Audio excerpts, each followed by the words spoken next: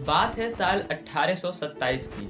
James Louis नाम का आदमी ब्रिटिश ईस्ट इंडिया कंपनी में भर्ती हुआ। वह सोल्जर कंपनी के कारनामों से तंग आकर भाग गया और अंडरकवर रहने के लिए अपना नाम बदल लिया और फिर इंडिया में ही ट्रैवल करने लगा। जेम्स लुइस 2 साल बाद 1829 में पंजाब के अनजाने शहर में ट्रैवल कर रहे थे। वह शहर पूरी तरह से खंडहर था। अपने इंडिया के आज़ादी के बाद वो शहर अब पाकिस्तान में है और जेम्स लुइस इस बात से अब तक बेखबर थे कि उन्होंने इंडस वैली सिविलाइजेशन को खोज लिया है, यानी कि हड़प्पा सभ्यता को।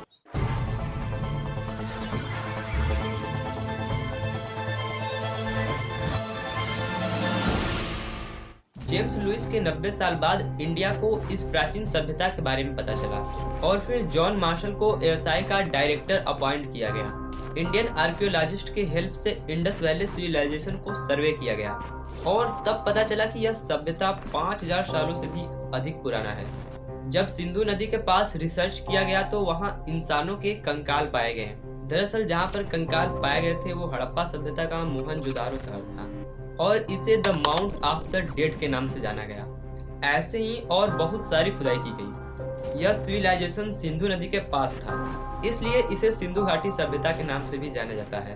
पर सिंधु घाटी का अभी अंत नहीं हुआ है और भी ऐसे बहुत सारे रहस्य हैं जो अभी तक सुलझ नहीं पाए हैं, जैसे उनकी भाषाएं, आईबीसी का अंत कैसे हुआ। ऐसे तो 4 सिविलाइजेशन हैं: इंडस, इजिप्शियन, मेसोपोटामिया और चाइनीज। इनमें से चीन की सभ्यता सबसे रिसेंट है। ऐसा माना गया था कि मेसोपोटामिया सभ्यता सबसे पुराना है, लेकिन 2006 में आईआईटी एंड एएसआई स्टडी के द्वारा आर्कियोलॉजिकल डेटिंग तकनीक का यूज करके पता लगाया गया कि इंडस वैली सिविलाइजेशन आज से करीब 8000 साल पुराना है। जब इस सिविलाइजेशन के बारे में और भी रिसर्च किया गया तो पता चला कि इंडस के शहर काफी एडवांस थे। वहाँ पर एग्रीकल्चर टूल्स पाए गए और पोल्ट्रियाँ भी पाई गई। उन शहरों में ऐसी बिल्डिंग्स पाई गई जो ईंटों से बने थे और इस बिल्डिंग में लगे सारे ईंट मेजर किए गए थे। उन सभी ईंटों का नाप सेम था। इन सभी घरों में टॉयलेट, बाथरूम, सड़कों के किनारे पेड़ और सड़कों के नीचे नालियाँ बनाई गई थी। मतलब कि 8000 साल पहले ये सिविलाइजेशन इतना एडवांस था। लोगों को पानी पीने के लिए कुएं बनाए गए थे और कूड़ा फेंकने के लिए डस्टबिन भी बनाए गए थे।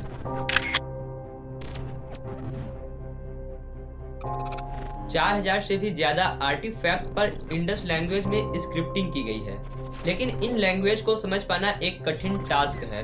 पर इतने सारे टेस्ट और रिसर्च के बाद इन लैंग्वेज के बारे में थोड़ा कुछ तो पता चल ही गया है।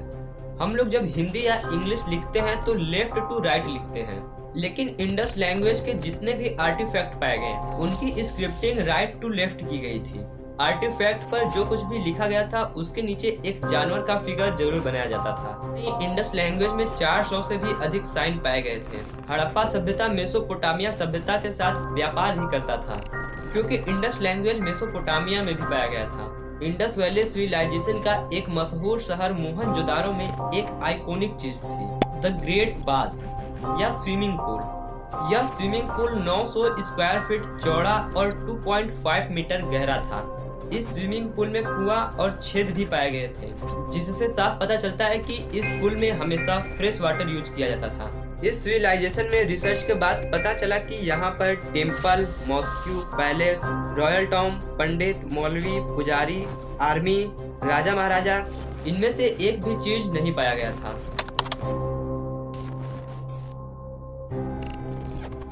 1900 से 1300 बीसी के दौरान सब कुछ ठीक नहीं था। द ग्रेट बाथ में कूड़ा भरने लगा। मेसोपोटामिया से व्यापार का संबंध खत्म हो गया। लगभग 1800 बीसी के दौरान इंडस का शहर खाली होने लगा। इंडस वैली सिविलाइजेशन खत्म होने की बहुत सारी थ्योरी है। फर्स्ट थ्योरी के अनुसार ऐसा माना गया कि यहाँ की नदी सूख गई हो और लोग पानी की तलाश में ईस्ट की ओर चले गए हों। सेकेंड थ्योरी के अनुसार ज्यादा ईंट बनाने के लिए पेड़ों की कटाई की गई और पालतू जानवरों के चारा के लिए यहाँ की सारी हरियाली खत्म कर दी गई। थर्ड थ्योरी के अनुसार शायद इंडस में कोई खतरनाक बीमारी आई हो, जिसकी वजह से इंडस वैली सिविलाइजेशन का नाम खत्म हो गया। लेकिन हैरान कर देने वाली बात यह है कि यह सिविलाइजेशन 5000 सालों तक टिकी रही थी, जो कि बिल्कुल हैरान कर देने वाली बात है। वैसे आपको हड़प्पा सभ्यता के बारे में जानकर कैसा लगा, कमेंट बॉक्स में जरूर बताना। अगर और भी ऐसे ही इंफॉर्मेटिव वीडियो देखना चाहते हो तो हमारे चैनल को सब्सक्राइब कर लेना, और अगर वीडियो अच्छा लगा तो वीडियो को लाइक जरूर करना। मिलते हैं नेक्स्ट वीडियो में, तब तक के लिए बाय।